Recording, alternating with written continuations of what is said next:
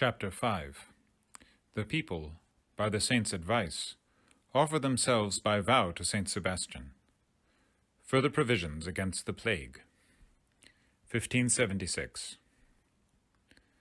The anger of God was not yet appeased, and his scourge still hung over the city, notwithstanding the prayers and penances of the people and their pastor. From day to day the plague spot appeared in some fresh place, till the whole city might be said to be steeped in the disease, and it became necessary to devise some new means against its progress. It was in this crisis that the unflinching faith of St. Charles was seen. Though the wrath of God seemed unappeased, and his judgments to fall heavier, the more earnestly the people prayed, his trust never faltered for an instant. When the pestilence was devouring his flock, he continued steadfast in his faith that God would ere long deliver them. Full of this assurance, just at the time when the outlook seemed most hopeless, he one day in a sermon in the cathedral promised them that if they only continued their practice of penance and purpose of amendment, the plague would disappear from among them before Christmastide.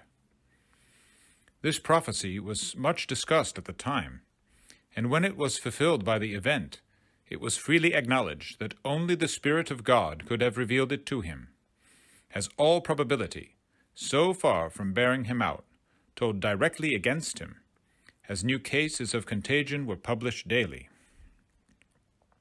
As his confidence was invincible, so also was it altogether free from presumption, and he was not deterred from continuing his prayers by his foreknowledge of returning health, or discouraged at the moment by their seeming fruitlessness.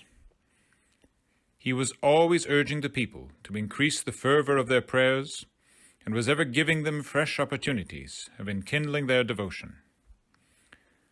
Though all that men receive through the intercessions of the saints is from the hand of God, yet he knew well it is his good pleasure to work by means of instruments, and that the genius and intellect of man is given to serve him in difficulties and trials.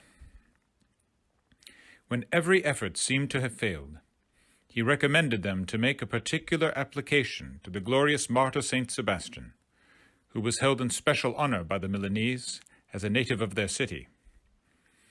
His intercession had before this time put an end to the ravages of pestilence in the pontificate of Saint Adeodatus, A.D. 672, when Rome was desolated by this terrible scourge, and the dead lay in heaps in the public ways, and nothing stayed its virulence till an altar was erected to Saint Sebastian in the church of Saint Peter ad Vincula.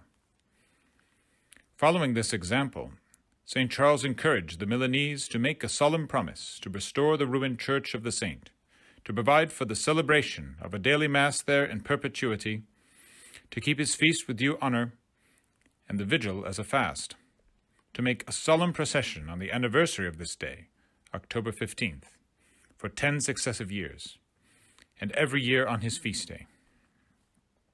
In making this vow, we see that St. Charles had two objects chiefly in view: to increase the veneration paid to the saint, and to keep up in the minds of the people the remembrance of their deliverance, as an incentive to watchfulness against those sins which had provoked the infliction. The worst was not yet, however, over. The hospital of St. Gregory was filled to overflowing, and numbers daily applied for admission. In union with the municipality, St. Charles decided upon adopting two important sanitary measures.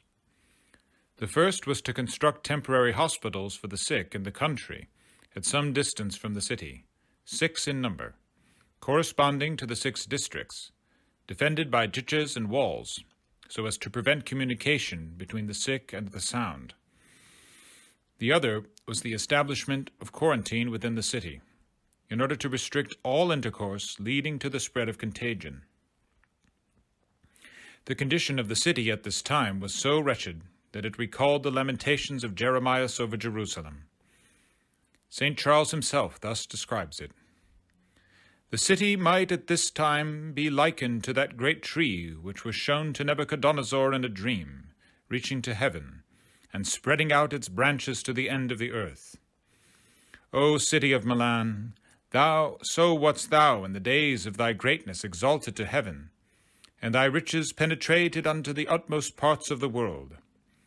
Men and beasts and fowls of the air were nourished by thine abundance. Peasants came from afar to labor under thy shade, and nobles delighted to take up their abode in thy palaces.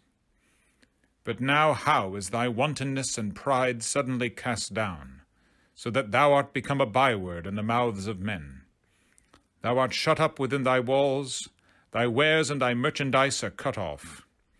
None come any more to dwell with thee, to enjoy thy fruits, and to traffic in thy markets, nor even to adorn themselves with thine inventions, nor to learn of thee new fashions of vanity. But thou art shunned alike by gentle and simple. Thou canst tempt no one by thy pleasures or riches to meet the poison of thy breath. How great is the misery of those who must perforce dwell with thee! If they escape the ravages of the pestilence, few there are who are not numbered among the suspected and banished to the discomforts of the hospital, or, what is worse, obliged to crave a shelter in the huts without the walls, where they are lucky if they find straw to lie upon, the greater number having to sleep under the dew of heaven, in the haunts of beasts, where soldiers hem them in, lest they should carry the plague spot elsewhere. What more need be said? Thy streets and public places are deserted, thy churches are empty, thy markets closed, thy houses left desolate. O Milan, famished and hard-pressed, begging aid from villages and hamlets around that once depended upon thee, how art thou humbled and brought low by the sudden shaft from the hand of God. From these words of the saint, we may gather how great was the distress in which this once thriving city found itself. We have it on his authority that there were as many as 60 or 70,000 poor, who, being thrown out of employment by the stagnation of trade and failure of the ordinary channels of labor, were dependent upon the alms of the charitable for their daily bread. This was, of course, a heavy drain on the public purse, and the controllers of the city found themselves obliged to borrow money on the security of the tolls and customs. Throughout this extremity, the saint continued his almsgiving without reserve, though forced to embarrass his income for many years in advance, and was constantly reduced to such straits that his steward had often to go now to one, now to another, to beg means for the day's expenses, as if he had himself been one of the poorest. And though often hard beset, he was never abandoned by the providence of God, in whom he implicitly trusted, and who often aided him miraculously in times of greatest need. This was manifested particularly on one occasion. He had been busy the whole day providing for the necessities of the destitute. On returning home in the evening, he found there was nothing in the larder for his own household, and no means of obtaining any provisions, everything having been distributed among the poor. The saint withdrew without a word to his own apartment, in all probability to pray, while his chamberlains and assistants in the labors of this trying period stood around with arms crossed, supperless, yet never doubting that God would provide for them. Just at this moment, a person of consideration knocked at the door, accompanied by a porter carrying a bag of 1,000 crowns, and requested an audience of the cardinal, at whose feet he laid the money as an offering. This gave great consolation to the household, as being a wonderful instance of the care of God for them. These favors from heaven caused the saint to exercise greater charity still towards those in distress, and to urge those who had means at command to do the same. In many instances his exhortations had the best results, the wealthy often despoiling themselves of their most valuable effects, that they might have more to give away. Among the most benevolent was Pomponio Giussano and his brother Agostino. The number of the needy continued, however, to increase in the long season of distress, and Milan, no longer able to provide for their necessities, was forced to have recourse to the neighboring cities and towns for aid.